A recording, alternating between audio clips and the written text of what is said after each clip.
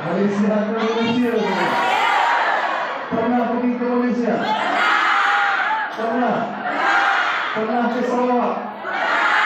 Pernah ke Kuching? Pernah ke KL? Baik, mungkin ada di kalangan kita yang pernah pergi ke Malaysia ataupun belum pernah pergi ke Malaysia. Tapi kalau saya sebutkan nama kampung saya, pasti semua di sini ketawa dan senyum. Apa kampungnya saya? Kampung Durian Runtuh.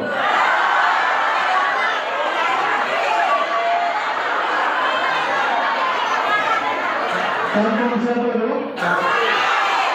Kampung Bongkalang, betul. Kampung Kaos, betul. Kampung Opah, betul. Kampung Upin dan ini guru ngaji Upin datang. Baik, jemaah yang dirahmati oleh Allah sekalian, ini baru kedatangan kedua saya ke Pemangkat, betul? Kedatangan kedua dan ini masjid yang kedua kali kedatangan. Pertama ini misi waktu kuliah subuh. Dan alhamdulillah saya lihat orang Pemangkat ini luar biasa. Luar biasa. Lebih hebat daripada orang Malaysia. Ya, betul. Lebih cantik daripada orang Malaysia. Lebih manis daripada orang Malaysia. Dan bahasanya pun luar biasa. Bahasa apa? Sambas, betul. Melayu Sambas. Maka inilah bahasa yang buat saya bingung dahulu. Kenapa Ustaz? Kerana dulu ketika saya dakwah di Sambas atau di Singkawang sebelum saya datang ke sini, maka panitianya orang Sambas, panitia orang sama dia kata, Syekh, ayo jalan-jalan ke sekitar kota Singkawang. Maka dibawa jalan-jalan ke kota Singkawang sampai di suatu tempat, langsung panitia itu berkata, kok sapi lalu? Kok sapi? Maka saya lihat kiri kanannya, mana sapinya tak ada itu. Rupa-rupanya sapinya maksudnya tidak ada orang. Saya lihat sapi tak ada pun sapi yang lalu. Tidak selesai di situ, terus dibawa dapur di rumah beliau di Singkawang. Ketika selesai di dapur di rumah, saya pun minta izin mau ke tandas. Tahu tandas? Apa tandas?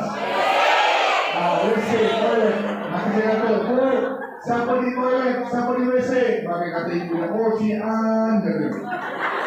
Maka saya pun nunggu, mana si An tak keluar-keluar. Lama betul nunggu di WC. Bersama nunggu si An tidak keluar di WC. Setelah hampir 1 jam, baru keluar rumah datang. Kok Ustaz tidak pergi ke WC? Saya kata saya tunggu si An keluar. Rupanya si An bermaksud maksudnya tidak ada. Saya ingat manusia bernama si An, si Abu, si An, ya? Nah, begitulah dakwah saya di bumi Kalbar ini. Alhamdulillah.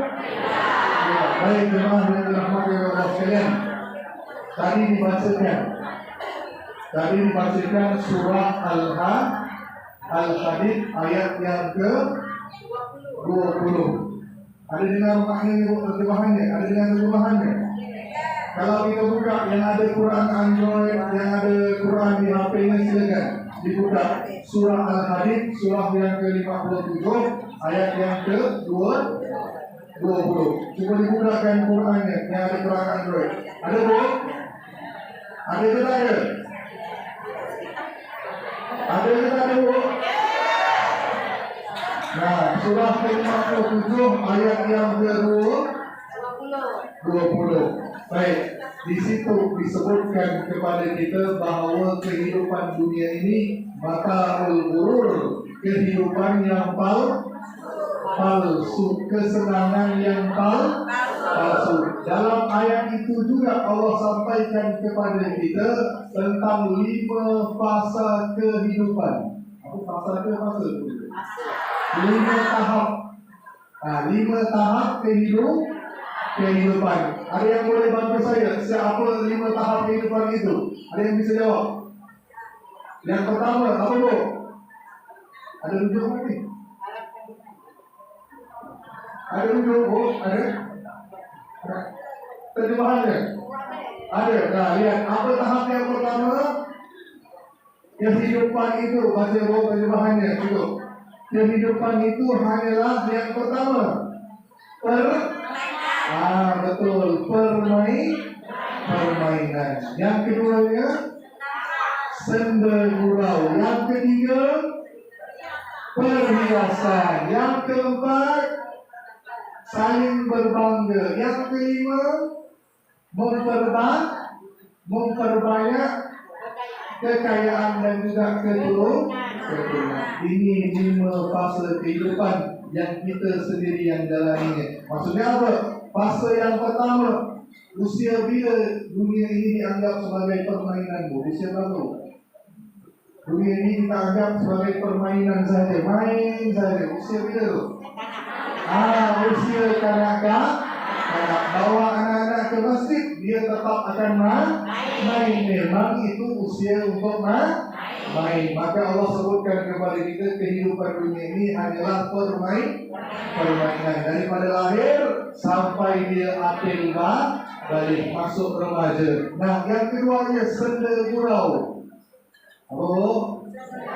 Gurauan ataupun senda gurau dianggap santai sahaja, tak serius. Usia bila tu? Belum dewasa. Remaja. Cuba nanya dengan anak-anak muda itu, anak-anak dara, disuruh belajar, dia anggap dia santai sahaja, tak serius. Diberi tanggung jawab, itu pun dia main-main juga, tak serius. Itu usia memang usia yang kedua. Usia di mana semua itu gurauan sahaja. Bagi dia, antara dia sejak akhir balik sampai nak masuk awal 20-an, itu waktu dia tidak serius. Terus masuk ke tahap yang ketiga. Apa dia bu? Dalam ayatnya perhiasan. Usia bila kita anggap dunia ini sebagai perhiasan? Dewasa. Usia bila bu? Masuk perhiasan ini zina. Zina dalam bahasa Arab, kita sibuk dengan penampilan diri. Harus nampak cantik, harus pakai baju yang bagus, harus nampak segak. Usia bila? Kalau ada jerawat sedikit, malu nak keluar rumah. Ya, awal 20-an, betul bu? Awal 20-an, dah kita selesai dah sekolah kita, masuk kuliah, itu waktunya sweet 17, betul bu? Nah, waktu itu ibu sibuk dengan wajah penampilan diri, betul? Nah, ada yang tak sibuk dengan penampilan diri, ada mungkin biasa-biasa ada, tak ada, semua akan cari kosmetik, nak pakai lipstick, sekarang pun masih, betul? Betul? Itu usia yang ketiga kata Allah, perhiasan, sibuk dengan penampilan diri. Yang keempat Allah sebut akan masuk ke fase yang mana manusia akan saling berbangga-bangga dengan harta mereka. Maksudnya apa? Usia awal 30-an. Kenapa? Waktu itu orang tua kata apa? Alhamdulillah anak saya dah dapat kerja yang baik, dah ada rumahnya sendiri, dah ada keluarga. Jadi orang tua kita akan berbangga-bangga dengan orang lain dengan kejayaan kita di dunia. Itu fase keempat. Terus fase kelima, apa dia? Berbanyakkan harta dan juga keturunan. Maksudnya apa? Fase setelah 30 tahun, 40 dan ke atas, kita sibuk mikirkan nanti aku pensiun bila dah bersara, dah pensiun, aku harus ada aset, aku harus labur di sini, labur di sana. Itu usia 40 dan ke atas. Betul? Sekarang saya nanya, apakah kita sudah melalui semua fase itu? Sudah. Adakah kita laluinya tanpa iman ke atau dengan iman? Kalau anda melalui semua fase itu tanpa iman, maka kehidupan ini mata urut-urut, kesenangan yang palsu. Tapi kalau itu lewati semua itu dengan iman, insya Allah akan ada manfaat Sekarang saya nanya, ibu-ibu nak hidup kaya ke miskin? Nak kaya ke nak miskin, Pak? Sebelum tu, saya nanya, ketika mana Nabi SAW diperlihatkan surga dan neraka, Nabi SAW melihat surga itu paling ramai yang dalam surga adalah orang miskin. Jadi orang kaya tak masuk surga ke dosa, tak masuk. Dia akan masuk tapi lambat masuk. Kenapa lambat? Betul, kerana lama hisapnya tu. Setiap rupiah anda akan dihitung di depan Allah. Maka orang kaya lambat masuk surga. Orang miskin cepat masuk surga. Berapa lama jarak antara orang miskin dan orang kaya masuk surga ni? Nabi sebut jarak antara orang kaya, orang miskin dan orang kaya masuk ke dalam surga 500 tahun. 500 tahun setelah orang miskin masuk, baru orang kaya masuk surga. Sekarang saya nak kaya, nak miskin?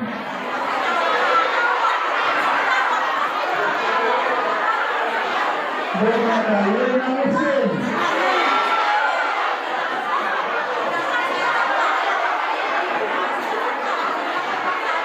Nak kaya, nak miskin? Tetap kaya. Miskin apa? Mana miskin? Tetaplah kaya. Lambat masuk surga tak kisah. Kalau lambat masuk surga tak kisah apa? Kisah ke tak kisah ni? Makanya kalau saya sering diminta doa, kan semua amin berkuih tersebut pasal perbanyak ya Allah lancarkan rezeki kami, kuat amin ya Allah. Tapi ketika mana saya baca satu doa ini, Allahumma ahdini miskinan, semua diam, tak amin. Bila saya doa amin miskinan, matikan kami dalam miskin. Diam semua, tak mau jawab amin. Lihat, kalau saya itu besar, Allahumma ahdini miskinan, ya Allah hidupkan kami dalam keadaan miskin. Amin kan tak? Tengok ni, Allah memang cinta dunia nampak ya. Makanya tema kita hari ini yang diberi jodoh dengan saya, rumah tangga Rasulullah SAW. Nah, bagaimana kita nak kaitkan? Sekarang saya tanya, Rasulullah hidup kaya atau miskin? Sederhana atau miskin? Nabi hidupnya sederhana dan miskin pada waktu-waktu tertentu. Sampai 2-3 hari tak dimasak lauk di rumah. Kenapa tak masak? Bukan istrinya malas, tapi tak ada bahan untuk masak. Kita alhamdulillah banyak nak di kulkas semua, banyak nak makanan di kulkas, banyak atau tidak? Tak ada. Alhamdulillah, tak ada kulkas. Maka Nabi hidup sederhana. Bukan kaya itu tidak boleh, tapi dalam waktu yang sama tetaplah berbagi. Betul? Allah suka orang miskin yang bersyukur. Apa ya? Orang miskin yang bersyukur, orang miskin yang sabar dan bersyukur. Terus orang kaya yang bersyukur dan berbagi pada orang lain. Sekarang saya nanya jujur dengan saya, boleh? Saya minta balik rumah ni, coba buka lemari anda. Lemari bajunya, ada berapa banyak baju di lemari? Ada berapa banyak jilbab di lemari? Ada berapa banyak sepatu di rumah? Ada berapa banyak? Banyak apa enggak? Banyak, dengar baik-baik. Tadi kan dulu kata, kenapa orang kaya lambat masuk surga?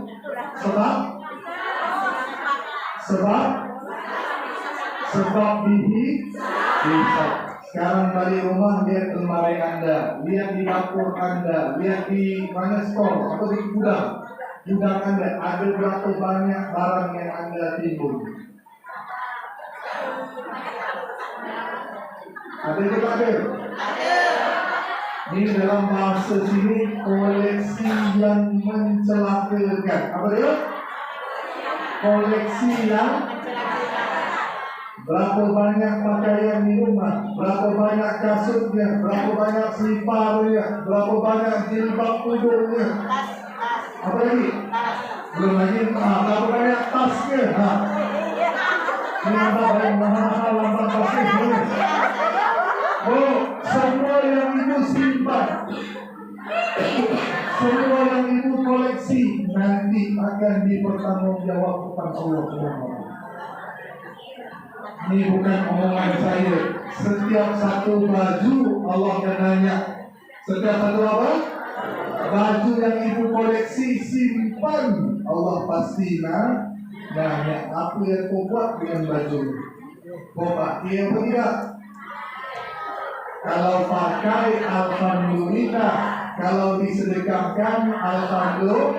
Tapi kalau disimpan di rumah, sayang, mahal aku beli ini. Walaupun dah kecil bajunya, tak muat lagi ukurannya, maka waktu itu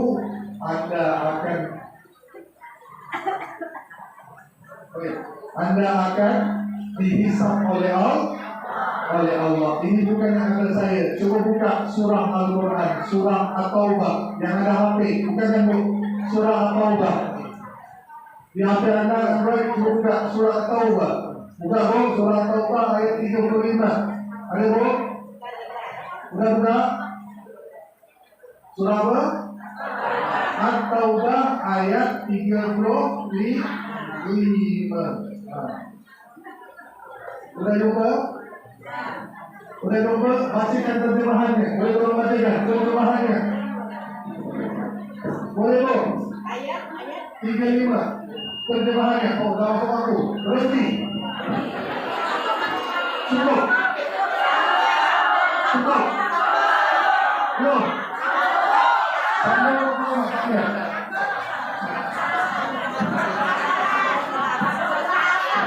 Aku selesai. Baik, berhenti dulu ya. Oke, berhenti dulu sebentar. Kita sama-sama menaikkan sholat berpuasa.